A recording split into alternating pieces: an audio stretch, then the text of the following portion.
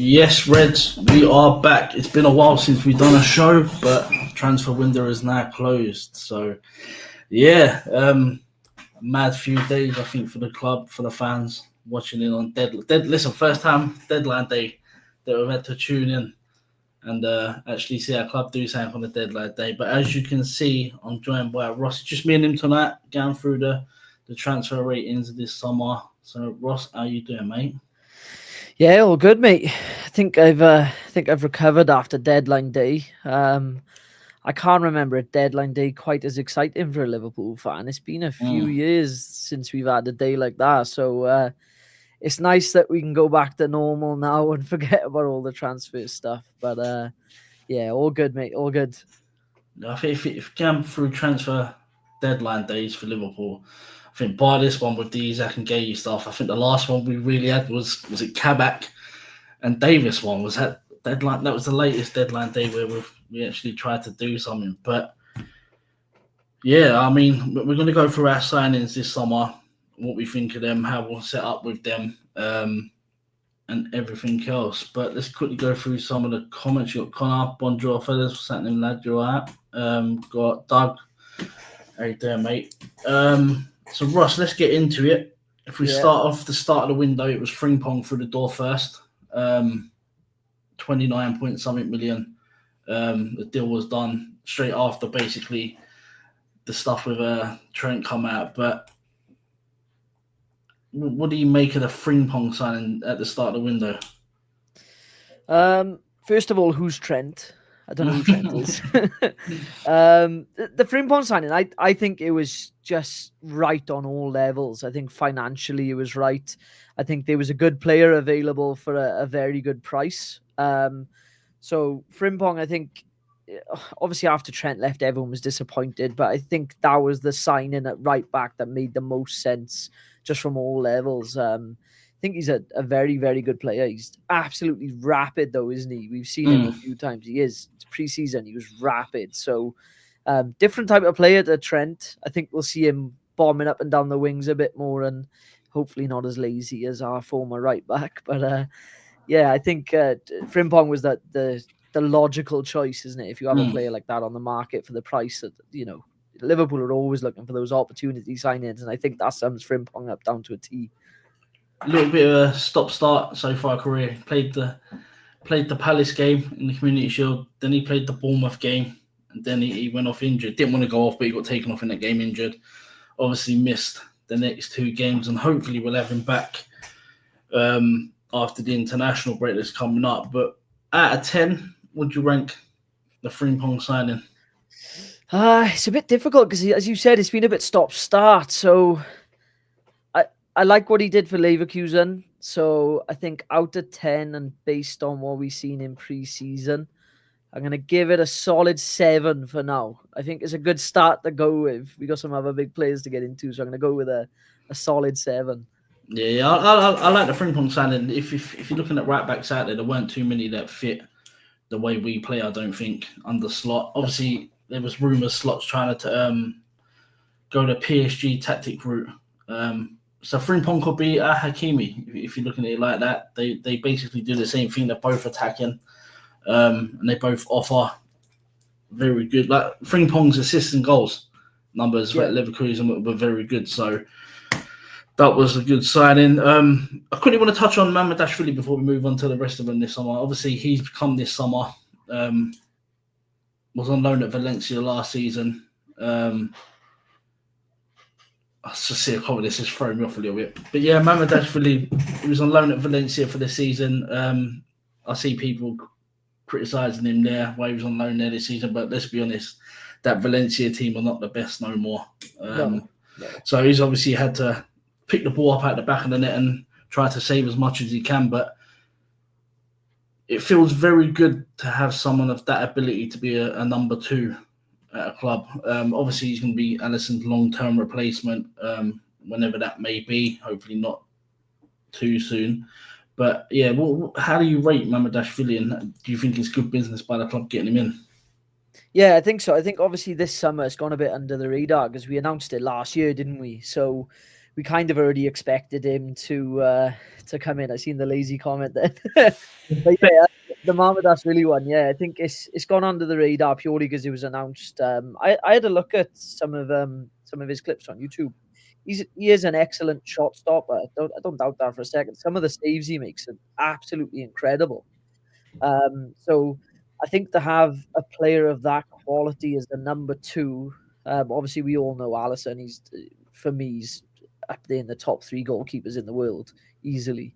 But to have that replacement already lined up, but I think the reason we went for him is ultimately Kelleher wanted minutes, didn't we? You know, so he wanted to go. I don't think we could offer him the minutes that he wanted, and I think best of luck to Kelleher at Brentford, but to have that quality lined up when Alisson eventually does leave, again, it shows that how well how well run the club is, So out of 10, I'd give Marmadas probably a 6 at the minute. It's going to be interesting. I wasn't really the one thing I was concerned about in preseason with him is his ability with his feet. Yeah. Maybe we've been used to Alisson, those Brazilian keepers, Ederson and Alisson, are excellent with their feet. So Marmadas I think he passed to Tsimikas in preseason, or was it Tsimikas passed back? I can't remember. Yeah, Costa's passed back, and I don't know. It looked like me after I've had a few beers running after the ball. It didn't look the quickest trying to run back, bless him, but no. So yeah, I think it's early on. It'd be interesting to see how he gets on in the cup games. I think that's where he's going to play majority of his minutes. And we know Alisson has his injury spout once a season. So I think it's a smart signing again from the club. So I'll give him a 6 out of 10 for a minute. Yeah, I think it's good that we've future-proofed Alisson replacement already. Someone that's going to learn off of Alisson for the next, 2 years. Obviously, he'll play the cup games. I expect him to play a few Premier League games as well this season because, like you said, Alisson loves an injury here and there. But we'll move on from Mamardashvili. Next one I want to go to is Leone at centre-half. Obviously, he's highly... Liverpool apparently has come out recently from Lewis Still that Liverpool rate Leone as the best up-and-coming young centre-back in Europe. We paid 25 million, rising to 30 million for him to get him in now. It's a big fee for an 18-year-old, I think. So the club must trust him and must believe in the ability that he's got. Probably the next Maldini, if I'm being honest. But gonna come back and bite you in the ass. It turned out to be fucking who we had at centre back, Quartes.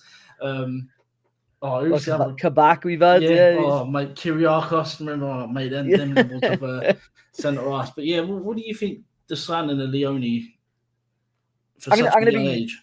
I'm going to be completely honest. I didn't see a lot of him, even before we were linked to him. I think Newcastle were linked with him.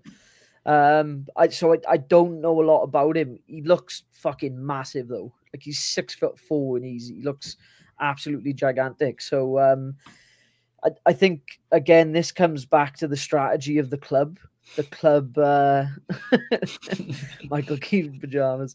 I think this comes back to the strategy of the club. We go after these young players and can develop them. I think we've had a track record of that. We've always kind of bought on the younger side. So if Michael Edwards and the laptop nerds trust Leone to get the job done, then I'm not going to doubt them for a second because they have an excellent track record. So out of 10, I think, another 6 or 7 out of 10. I think it'd be interesting to see how he gets on, but he is built massively. So, I think he'll be suited. And the thing I like about Leone as well, a young Italian leaving that league, that's a big, big decision to make. So credit to the lad. He's got a pair of bollocks on him to leave Serie A. So, it'd be good to see him in some games, hopefully soon. I mean, you see them videos and the still images of him dragging Lukaku on the floor. Walking him like a dog. So, I mean, just getting him in for that, I mean, is very good. I mean, like I said, if he turns out to what the club think he's going to turn out to, like that could be Van Dijk's long-term replacement right there. And like you said, left Italy at 18. People like Bastoni, Barella, it's took Chiesa so many years to leave Italy. These players Yeah. don't tend to leave Italy. So fair play to him, and hopefully it works out for him and everything like that. Yep, I remember Billy the Kid at centre half. What a flop he was. Is he still at the club, or we got rid of him now? He's probably on the same place Reece Williams is. Stephen Corker, yeah. Do you remember when we Oh, had him? Christ. I'm sure He he played played more up front than he he did did at centre half he for played Klopp. striker for us Yeah, one game, or came on as striker as a sub, yeah. So mad. mad mate. But yeah, moving on to the next one. I'm gonna go. We'll go Wirtz on this one. Ooh, big one. Obviously bought in for 100 million up front, or Yep. 100 million guaranteed money, with the rest in add-ons, taking it to 115, 116, whatever you want to call it, whatever people putting out there. Different clubs put different values on it. Best young player in Germany. Bayern Munich have been looking at him for years and years and years. They thought he was the successor to come in this summer to play with Musiala. Obviously, Liverpool looked at him before he went Leverkusen at a young age. Obviously, he went Leverkusen, had the ACL injury, come back strong after that. And then, yeah, we beat City and Bayern Munich to him this summer. There's not many words you can say about Wirtz, but I'm going to let you take the floor on that one. Florian Wirtz, what do you think? Yeah, funny enough, that's how me and Ben first got started speaking, really. He was speaking about Wirtz, and then obviously I've ended up here. So, like, I do think he's incredible, and I think obviously modern day football and social media, you'll see a lot of rival fans on his back at the minute. But watching the games and actually sitting inside Anfield and watching him, you just know he's special. He's just got something about him, similar to, like, when Thiago was there. He had something special. Wirtz has got that. And I know they base players, especially with like £100 million signings, on goals and assists and that, but Wirtz, I think, will be incredible for us. The one thing I think at the minute is he's just taken a little bit of time to bed in. He hasn't set the world alight, but I think watching him live, obviously I went to Wembley, watched him at Anfield now twice.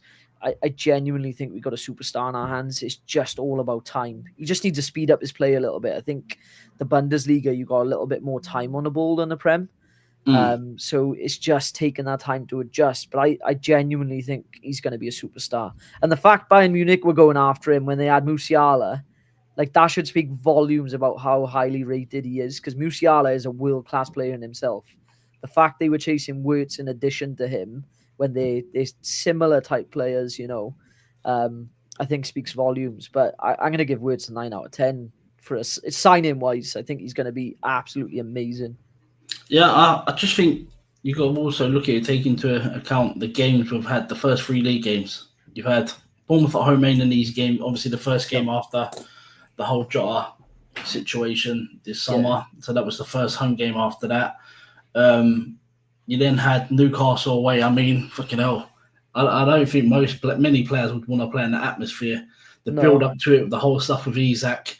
It evolved into a bigger game than what it was, let's be honest. And to get into them tweet from their co-owner as well. And the build up to the game, I heard Joelinton was supposed to be some unbelievable warrior that ended up crying off the pitch.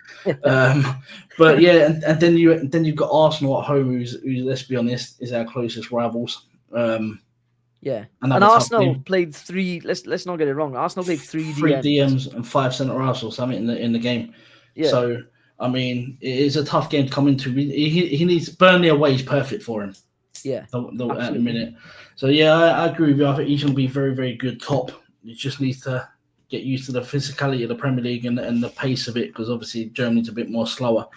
2 more quickly. Ekitike, obviously bought for big money. Yes. Was supposed to be playing at Newcastle in a 4-4-2 with Isak. That never happened. No. So Ekitike, what do you think? Mate, honestly, Ekitike has surprised me massively. I thought he was going to be good, but I didn't think he'd be this good. I think he's been absolutely unreal. I think it's a night and day difference from having Nunes. Like, watching Ekitike at Wembley and the composure in some of the finishes he's had. You know, the finish against Bournemouth where, he had a little bit of luck when he went through, but he kind of just like eyed up the keeper and just slotted it away. His link-up play is phenomenal, like some of the little flicks around the corner.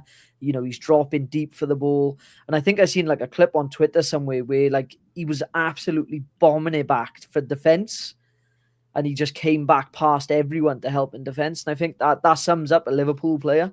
But honestly, I think he is amazing. He has really, really surprised me. I think, again, he's going to be a special player for us. So I'm going to give him a 10 out of 10 for his start. It was 3 and 3, was it? 3 and 4 yeah, now. So 3 and 4. I mean, like the first goal against Palace reminded me of the goal he scored for Frankfurt against Spurs in Europe. Yeah, and you just absolutely. cut inside and just put it bottom corner. And then the touches of him, like the little flicks as well, you see in the Bournemouth game. And then obviously he scored. He took his goal well in that one. Newcastle, I thought he'd done well. They tried bullying him. You see the videos of them trying to push him, Joe and Tonali. Just shrugged them off like it was nothing, literally laughing. Yeah, he's going to be a very, very, very good player for me. And we're going to talk a little bit more about Ekitike after we talk about the next one that's coming, Isak, the big one, the one we all wanted, the one we spent all summer on this pod talking about. Yeah. And then you had the journo saying it ain't going to happen. They'd come back to certain tweets on the 1st of September. Obviously, he ain't come back to them ones yet, but 130 million or 125 million plus the 5 mil loyalty bonus, payment, whatever you want to call it. I ain't gonna lie, I missed the whole here we go. I was asleep. Listen, we was in the WhatsApp group saying, we'll stay up, it's coming, mate. I passed that. But then I'm not surprised, mate. Yeah, mate. You've been tired all summer from it. You've literally been the one, you've been begging for him and you got it. You missed it. So. I woke up at like 4:30 for a drink and I just see the tweet and I'm like, and I couldn't go back to sleep. I was that excited. I couldn't go back to sleep after that come out. But I mean, obviously he's at international duty this week. It's a 10 out of 10 signing, surely. Mate, I think from his interview, he is like a stone cold killer. That interview, like I see Newcastle fans saying that, he looks depressed, he looks unhappy. No, that's a man that is coming to achieve stuff. Do you know what I mean? Like his answer of I want everything, not just a Premier League, not just a Champions League. I want everything. Give me everything. He's going to be a stone cold killer. I genuinely think he's the best striker in the league in terms of all round play. Like you have a look at some of the stuff he's done for Newcastle, some of the finishes. That goal against Everton where he dribbled on the left wing, was it? It went down the byline. Like Suarez did something similar against United all those years ago. I'm not comparing him to Suarez, but he can do everything. I think he's got, based on numbers, he's only behind Haaland and Mo in a Newcastle side that is being kind of going through a journey at the minute. So I'm interested to see him in a squad full of world-class players. I genuinely think he is going to become our star man over the next couple of years with Mo phasing out. I don't know what more to say about him. He's absolutely unreal. I think all of us all summer were begging for it. And you had journos kind of stringing us along. It is happening, it isn't happening. And now it has happened. You got journos saying he's match fixing and shit like that.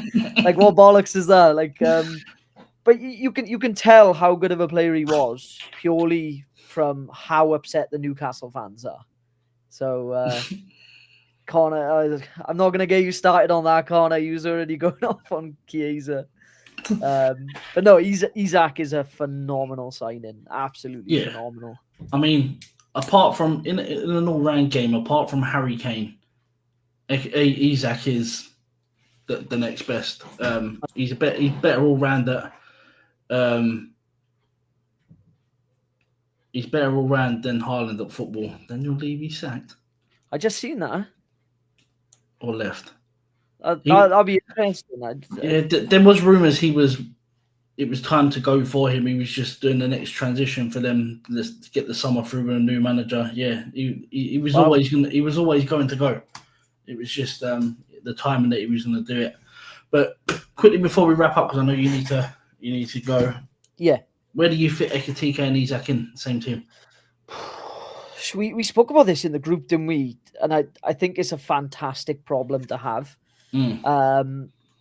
I genuinely see both of them as like fluid interchanging position between that left and that central position. And I think that Gakpo's not going to be able to play every single game. Rio is still 16 years old, so you can't put the burden on him to come on and have minutes, no matter how much, he's going to be a superstar, I think, Rio. But you've got to be careful with these younger players. So I think we'll see, if we see him in the starting lineup and our typical 4-3-3 formation, I think we'll see Ekitike on the left. But I genuinely see them swapping positions throughout the game. We know very well Isak can drop deep, Ekitike can drop deep. They're both used to being on the wing, I think, during games. But let's be honest, it's a fucking fantastic problem to have if you're deciding between Ekitike and Isak. Yeah. So 100%. It's going to be interesting to see how we set up. There was rumours that we'll play a diamond potentially when Mo goes to AFCON with Ekitike and Isak up top. But listen, the slot's been crying out for two players in every position. We've now got that. Maybe not so right winger, but we have got that. We got young Rio coming in, who's been selected in the Champions League squad ahead of Chiesa. Quickly before we wrap up, Gay, do you see Liverpool going back in January, or do you see Liverpool waiting to get him on a free now in the summer? I think there's two scenarios. I think the opportunistic Liverpool would want to get him on a free. However, from January, correct me if I'm wrong, I think Gahey can start speaking to clubs abroad. So I think guess who's interested in him for free and a pre-contract signing in Jan? Oh, go on. Real Madrid. Oh, shock. They only sign 3 players now, don't they? It's madness. Imagine they take Gahey and Kanate off us. Oh, mate, honestly, I don't know. I don't give a fuck. We got Isak, mate. Stick him at centre back. I don't give a shit. I just with the Gay one, a part of me is like, fuck Palace. Don't give him no money in January, and we'll take him for free in the summer. But I think if Liverpool go up to Paris and be like, hey, listen, here's 10 mil. That's all you're gonna get in January. Otherwise, you lose him for free, because they've took a massive gamble on letting Glasner, because Glasner's out of contract next summer. This is it, and there was like rumors circulating on Twitter about like if the Man United job become available, he'd be interested in it, and it was like I do feel sorry for KE, because literally he was at the Liverpool offices in London, wasn't he? Yeah. And he's probably sitting there with his family or his family close by in a Liverpool tracksuit, past his medical, waiting for the documents, and then to have the rug pulled from your feet on like a dream move like that, it's absolutely gutting. But the thing is with Gahey, one thing we've learned is he's an absolute professional. So I'll see him go back into that Palace squad. He'll probably still be captain of that Palace squad as well. But I think for the sake of Liverpool, we need to go back in January to make sure we get him. We've done all of the groundwork now. We've spoken to the agents. We've basically agreed with Palace a fee which will be reduced. I think for our sake, just go back in January, say years 15, 20 mil or however much it would be. We'll have him now, because I don't want to risk that temptation of a Madrid or a Bayern Munich or whoever it may be coming in and go, oh, come abroad, live the lifestyle. I just don't think it'd be worth the risk. So for like 20 mil, let's say 20 mil is the worst case scenario. 20 mil for Mark Gahey is still an absolute steal. So. Yeah. Last question, just give me a number. Liverpool's transfer window out of 10 for the summer. 12, 13, 14, 15. Like, you can't get much better. Like, right back, we lost a little bit of quality in terms of Trent. Like, we all fucking hate him. I hate him with a passion, but he is a phenomenal player. It is how it is. So Frimpong's a different type of player, but I think every other signing, we've addressed problems, but we've also improved. Robbo hasn't had the same legs. So bringing Kirkes in with all the injuries, and I think we missed Kirkes off the transfers, so we'll have to come back and touch on him. Yeah. But yeah, I think this window has been phenomenal. I haven't witnessed this as a Liverpool fan. We was begging for signings at like centre back when everyone was injured and it never happened. This window, incredible, absolutely incredible. I can't understate this. Amazing. I think we've had the best window of anyone in the league. Yeah. Definitely. What's your thoughts on it quickly? Yeah, I think it's just 10 out of 10 window, 11 out of 10, like you said. I mean, it's the best window I think I've seen in my lifetime as a Liverpool fan. The right players, the big players, not up and coming players. We've gone for the finished product in Isak. I know Wirtz is up and coming, but the quality's there. He's a world-class player. Obviously, Kirkes is the best left-back in the Prem. He was last season. Frimpong's a massive player for Leverkusen last season. For me, it's still a very, very good position filled with Frimpong. Goalkeeper, I don't think you can ask for a better number 2 than someone like Mamadashvili. And yeah, obviously you've got Ekitike and Leone who are only got bright futures ahead of them. So yeah, definitely a 10 out of 10 window for me. And Added Gay would have been the icing on the cake, but like you said, we get him in January or the summer. There's no rush, and I think the only position next summer you need to look at would be Salah's long-term replacement, really. So I'd like to see a look at a midfielder as well. I know we've been linked with like Adam Wharton and so on. It depends if we want to go back and talk with Palace, because apparently we're not very happy with Palace at the minute. But yeah, I'm sure we'll pick up with the players on another show, and we'll go into a bit more detail on certain players and the transfers. But Reds, don't forget to hit that like button, hit the subscribe button. We will be back very soon. I know it's international break. There's not much to talk about. But we will do a build up to Burnley at some point next week, and we will go from there. So yeah, Reds, Russ, thank you for coming on. No worries, mate. I'm sure you'll be on the next show anyway. But Reds, stay safe. We'll see you soon. Take care.